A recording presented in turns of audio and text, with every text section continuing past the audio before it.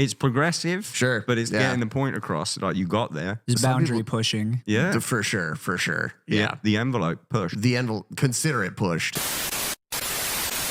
Today we are going track by track with the latest album from one of my modern day favorite bands, the Callous Daoboys, starting with Schizophrenia Legacy.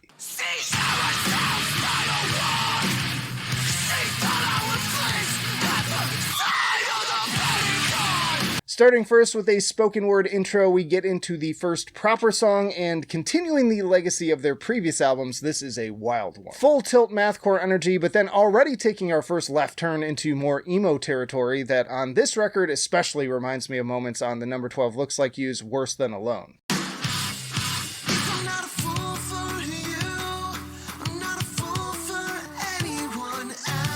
Great back and forth between these elements, and I swear that Carson's singing only gets better and better. More fun, sardonic lyrics as well, and even a very Rivers of Nile saxophone solo. They follow that up with Full Moon Guidance.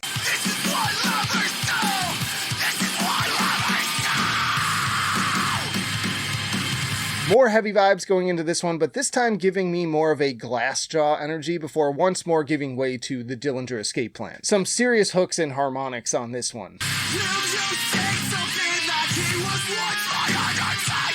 Loud, noisy, and headbang worthy, complete with a very classic era sounding breakdown, followed by a surprise clap break for the final clean section. Once more, this is what I love about this group. They really keep you on your toes. Next up is Two-Headed Trout.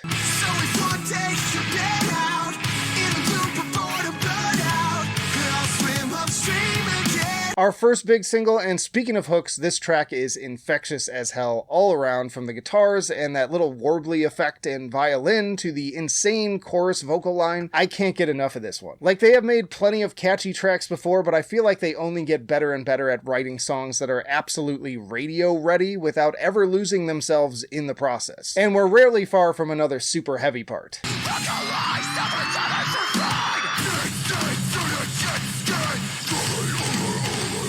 Now this is what good genre fusion looks like, if you ask me. Totally seamless and incredibly fun, maybe a little Dance Gavin Dance on this one as well. After that is Tears on Lambo Leather.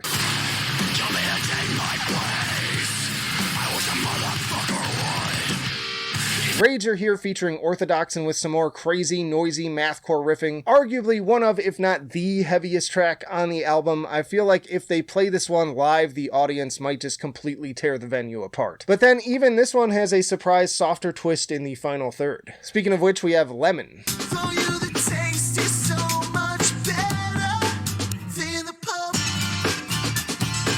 Now it seems very intentional that they put this track right after that one, as this is one of the lightest tracks on the album with no harsh elements. But frankly, it's one of my favorites. I love that they joke in the music video that people who like this won't like their other stuff, but I think it still carries enough of their particular quirks to make it fit very well. And I really love that little start-stop acoustic guitar hook. It reminds me of all of the Latin invasion pop that was taking over when I was a kid in like the late 90s and early 2000s, like Ricky Martin and Enrique Iglesias. Body horror for birds.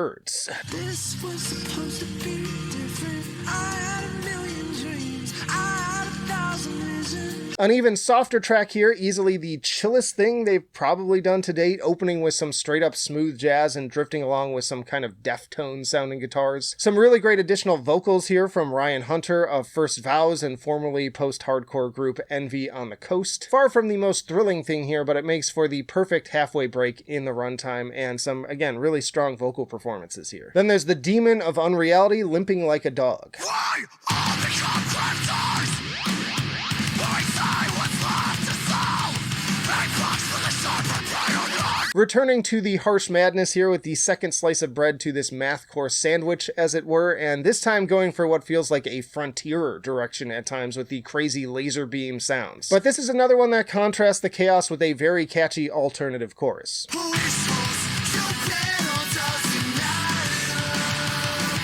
As well as another jazzy break that brings me back to the number 12 Looks Like You's The Garden's All-Nighters, before ending on another absolutely pummeling breakdown, complete with a little arf arf for good measure. We definitely need a Knocked Loose collab, and this feels like the application.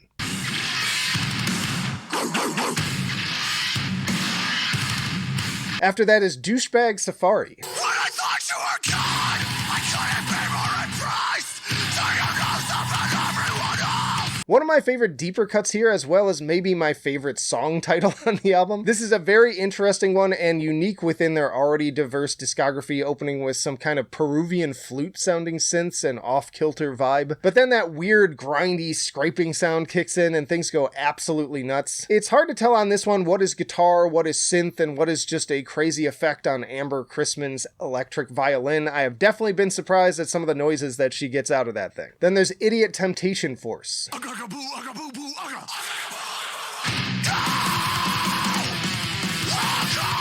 One of my favorite openers from them to date, and another high-impact track with crusher riffs and death metal snarls, put back-to-back with almost Panic at the Disco sections, complete with steel drum and horns.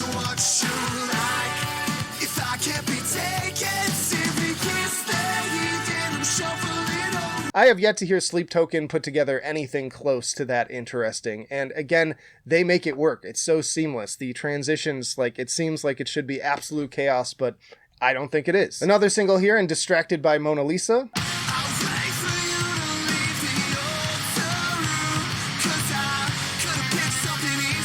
Another more emo-oriented track, and man, I can't believe how well they captured that 2000 sound of groups like Brand New, Finch, and maybe even The Used. This track would have fit right in alongside those, and that brings me to another thing that I love about this band. That clear, eclectic passion for so many things that I have nostalgia for from that era, while managing to make them sound fresh and relevant again, instead of just being like, remember this thing? Get this song to Gen Z, because I think that they would eat this up, considering TikTok has also managed to bring Deftones a new generation of fans. And then there's Country Song in Reverse.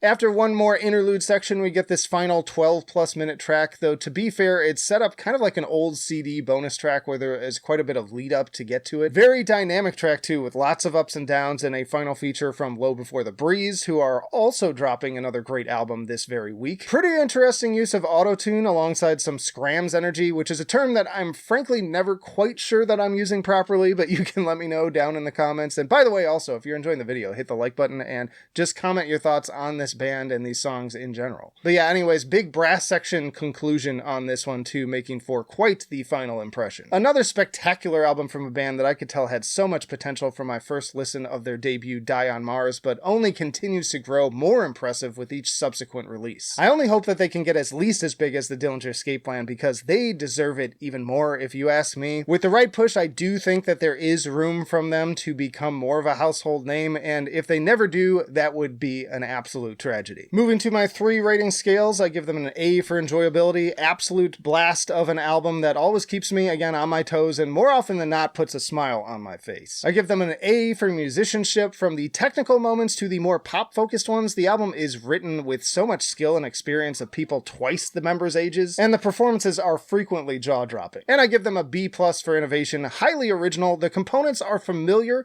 but they put it all together in such a unique and interesting way, and again, quite seamlessly at that. So I'm giving this album another A overall. They have yet to let me down. Like every album has got an A. I have the other 2 on my shelf, and the new one should be on the way at the time that I'm recording this. And yeah, check out this playlist for some more mathcore and metalcore related videos, or this for your personal YouTube recommendation. But that'll do it for now. Flight of Icarus signing off. I will see you in the trenches.